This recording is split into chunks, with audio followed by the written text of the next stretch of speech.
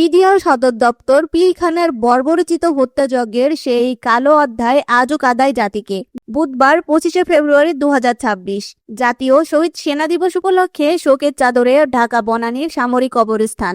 সকালে স্নিগ্ধ আলোয় বীর শহীদদের স্মৃতির প্রতি শ্রদ্ধা জানাতে উপস্থিত হন প্রধানমন্ত্রী তারেক রহমান। পিলখানা ট্র্যাজেডির সেই মর্মান্তিক ঘটনায় জীবন হারানো দেশপ্রেমিক সেনা কর্মকর্তাদের প্রতি বিনম্র চিত্রে পুষ্পস্তবক অর্পণ করেন সরকার প্রধান। পুষ্পস্তবক অর্পণের পর কিছুক্ষণ নীরবে দাঁড়িয়ে থেকে তিনি সম্মান জানান শহীদদের অতল ত্যাগের প্রতি। পরিবেশ তখন ছিল শোকস্তব্ধ। এরপর প্রধানমন্ত্রী শহীদদের আত্মত্যাগের মাগফিরাত কামনা করে বিশেষ মোনাজাতে অংশ নেন।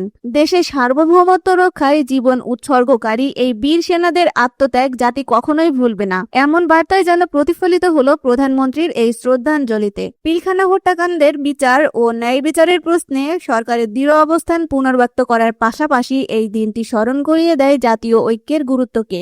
শক্তিতে পরিণত করে দেশপ্রেমিক সেনাবাহিনীর সঙ্গে কাঁধে কাঁধ মিলিয়ে এগিয়ে যাওয়ার প্রত্যয়ই আজ ধ্বনিত হলো বনানীর এই পবিত্র ভূমিতে।